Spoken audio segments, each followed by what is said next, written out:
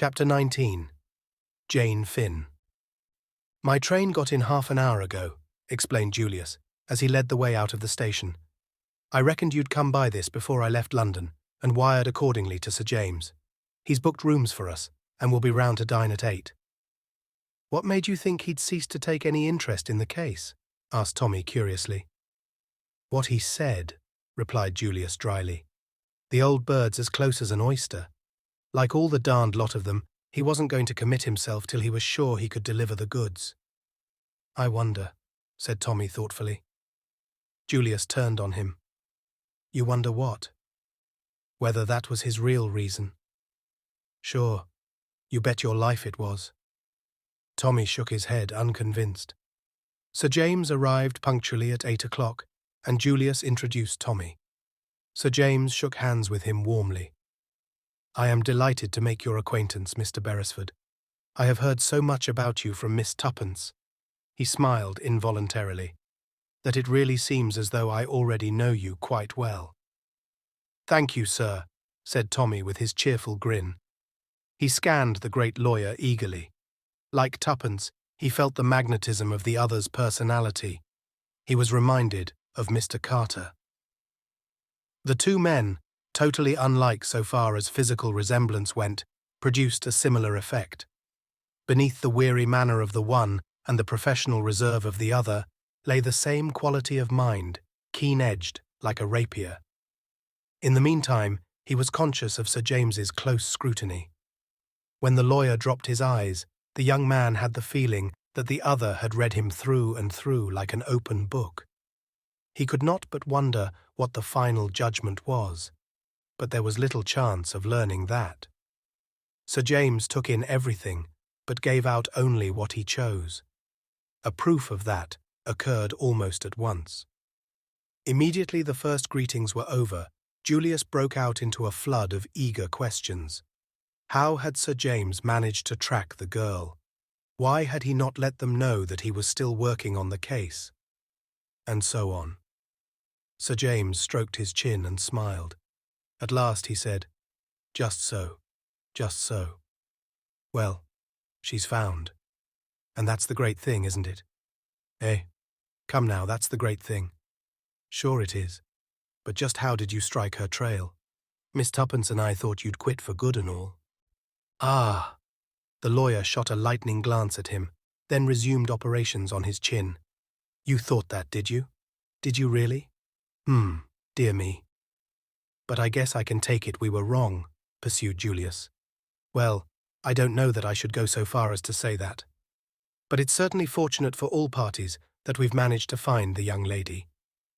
"But where is she?" demanded Julius, his thoughts flying off on another tack. "I thought you'd be sure to bring her along." "That would hardly be possible," said Sir James gravely. "Why?" "Because the young lady was knocked down in a street accident and has sustained slight injuries to the head.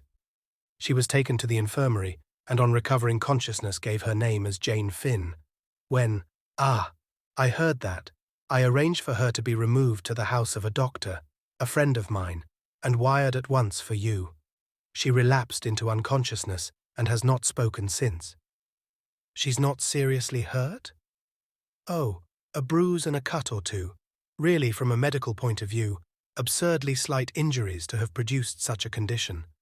Her state is probably to be attributed to the mental shock consequent on recovering her memory." "It's come back?" cried Julius excitedly. Sir James tapped the table rather impatiently. "Undoubtedly, Mr. Hersheimer, since she was able to give her real name. I thought you had appreciated that point." "And you just happened to be on the spot," said Tommy.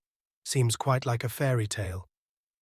But Sir James was far too wary to be drawn. "Coincidences are curious things," he said dryly. Nevertheless, Tommy was now certain of what he had before only suspected. Sir James's presence in Manchester was not accidental. Far from abandoning the case, as Julius supposed, he had by some means of his own successfully run the missing girl to earth. The only thing that puzzled Tommy was the reason for all this secrecy. He concluded that it was a foible of the legal mind. Julius was speaking.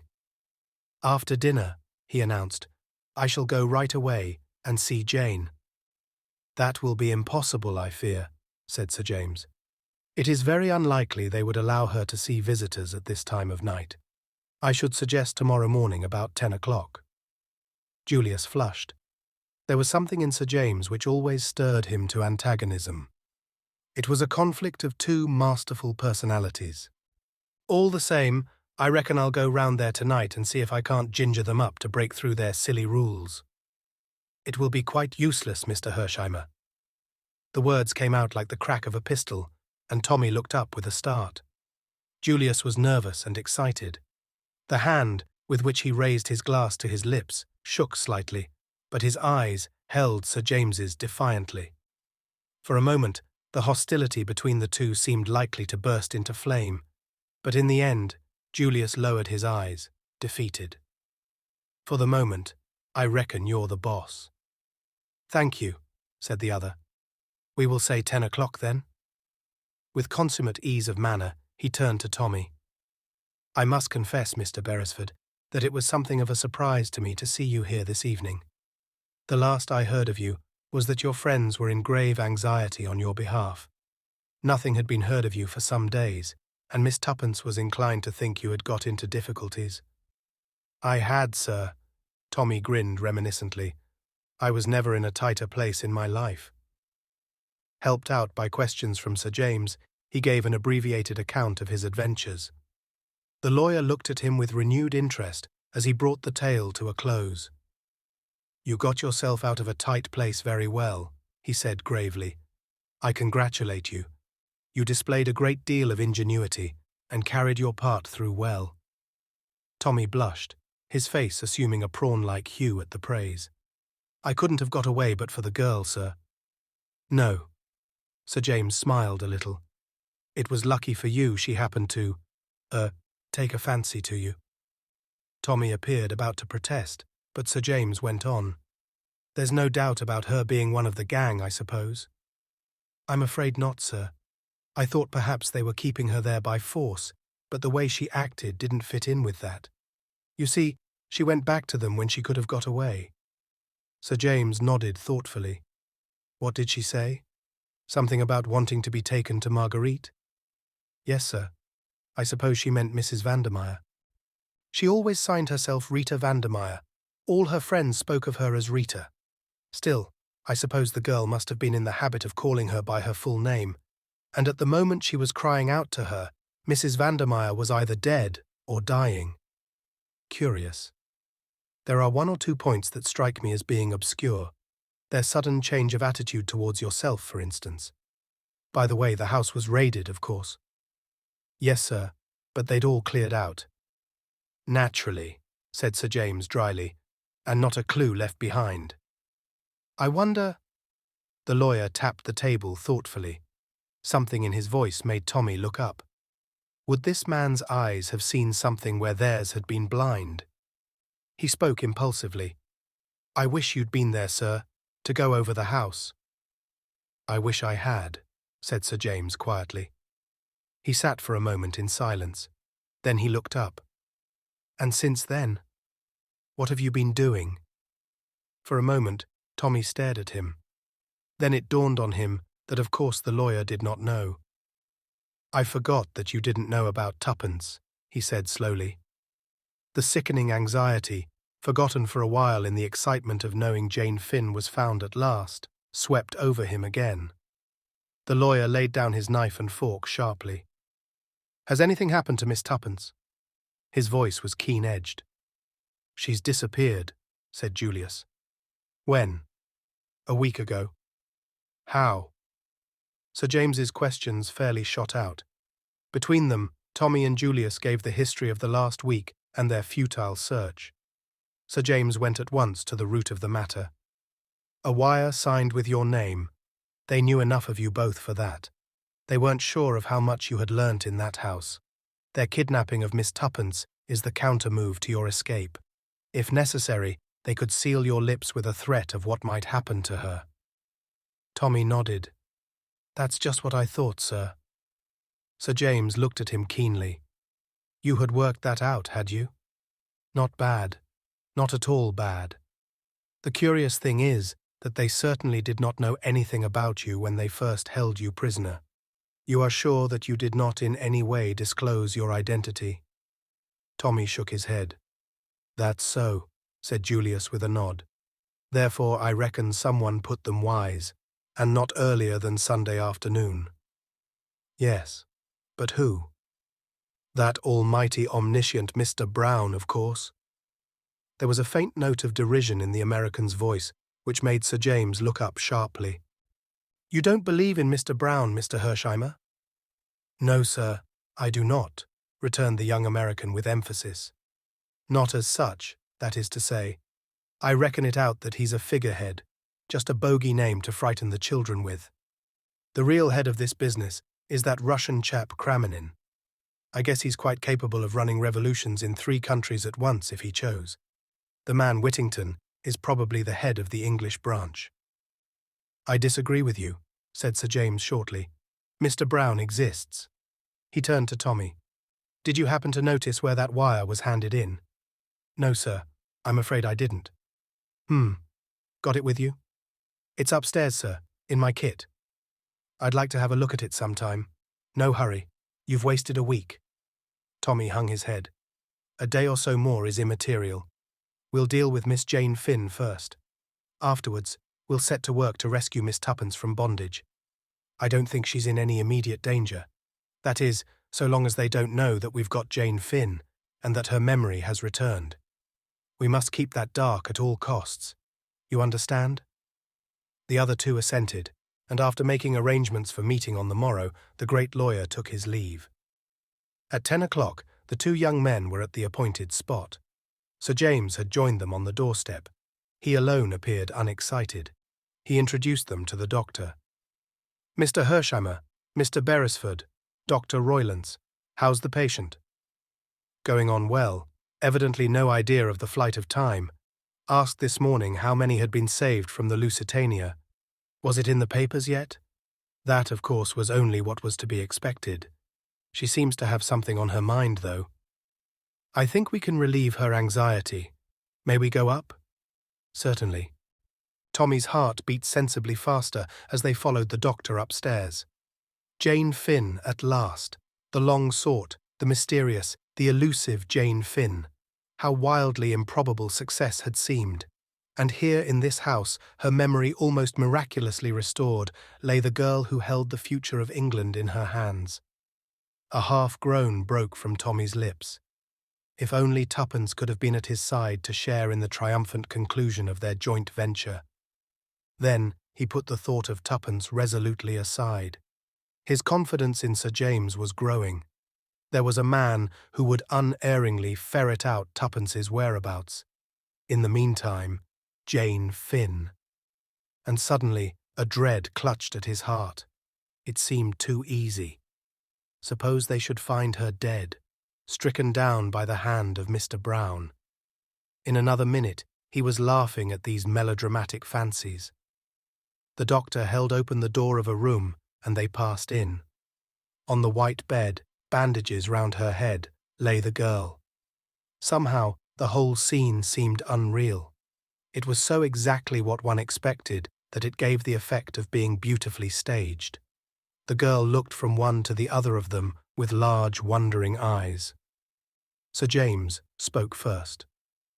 "Miss Finn," he said, "this is your cousin, Mr. Julius P. Hersheimer." A faint flush flitted over the girl's face as Julius stepped forward and took her hand. "How do, Cousin Jane?" he said lightly. But Tommy caught the tremor in his voice. "Are you really Uncle Hiram's son?" she asked wonderingly. Her voice, with the slight warmth of the Western accent, had an almost thrilling quality. It seemed vaguely familiar to Tommy, but he thrust the impression aside as impossible. "Sure thing."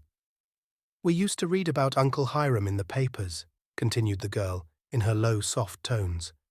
"But I never thought I'd meet you one day. Mother figured it out that Uncle Hiram would never get over being mad with her." "The old man was like that," admitted Julius. "But I guess the new generation's sort of different. Got no use for the family feud business. First thing I thought about soon as the war was over, was to come along and hunt you up. A shadow passed over the girl's face. They've been telling me things, dreadful things, that my memory went, and that there are years I shall never know about, years lost out of my life. You didn't realize that yourself? The girl's eyes opened wide. Why, no. It seems to me as though it were no time since we were being hustled into those boats. I can see it all now. She closed her eyes with a shudder. Julius looked across at Sir James, who nodded. Don't worry, Annie. It isn't worth it. Now see here, Jane. There's something we want to know about. There was a man aboard that boat with some mighty important papers on him, and the big guns in this country have got a notion that he passed on the goods to you. Is that so? The girl hesitated, her glance shifting to the other two. Julius understood. Mr. Beresford is commissioned by the British government to get those papers back. Sir James Peel Egerton is an English member of Parliament, and might be a big gun in the cabinet if he liked. It's owing to him that we've ferreted you out at last. So you can go right ahead and tell us the whole story. Did Danvers give you the papers? Yes. He said they'd have a better chance with me, because they would save the women and children first. Just as we thought, said Sir James. He said they were very important, that they might make all the difference to the Allies. But if it's all so long ago, and the war's over, what does it matter now? I guess history repeats itself, Jane. First there was a great hue and cry over those papers, then it all died down, and now the whole caboodle started all over again, for rather different reasons. Then you can hand them over to us right away. But I can't. What? I haven't got them. You haven't got them. Julius punctuated the words with little pauses. No, I hid them. You hid them. Yes. I got uneasy. People seemed to be watching me. It scared me, badly. She put her hand to her head. It's almost the last thing I remember before waking up in the hospital. Go on, said Sir James in his quiet, penetrating tones. What do you remember? She turned to him obediently. It was at Holyhead. I came that way. I don't remember why. That doesn't matter. Go on. In the confusion on the quay, I slipped away. Nobody saw me. I took a car, told the man to drive me out of the town. I watched when we got on the open road. No other car was following us. I saw a path at the side of the road. I told the man to wait. She paused, then went on. The path led to the cliff and down to the sea between big yellow gorse bushes. They were like golden flames. I looked round. There wasn't a soul in sight. But just level with my head, there was a hole in the rock. It was quite small. I could only just get my hand in, but it went a long way back. I took the oilskin packet from round my neck and shoved it right in as far as I could. Then I tore off a bit of gorse. But it did prick, and plugged the hole with it so that you'd never guess there was a crevice of any kind there. Then I marked the place carefully in my own mind so that I'd find it again. There was a queer boulder in the path just there, for all the world like a dog sitting up begging. Then I went back to the road. The car was waiting, and I drove back. I just caught the train. I was a bit ashamed of myself for fancying things, maybe, but by and by, I saw the man opposite me wink at a woman who was sitting next to me, and I felt scared again, and was glad the papers were safe. I went out in the corridor to get a little air. I thought I'd slip into another carriage, but the woman called me back, said I'd dropped something, and when I stooped to look, something seemed to hit me. Here. She placed her hand to the back of her head. I don't remember anything more until I woke up in the hospital. There was a pause. Thank you, Miss Finn. It was Sir James who spoke. I hope we have not tired you. Oh, that's all right. My head aches a little, but otherwise I feel fine. Julius stepped forward and took her hand again. So long, Cousin Jane.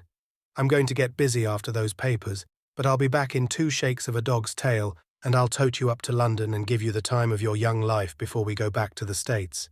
I mean it, so hurry up and get well.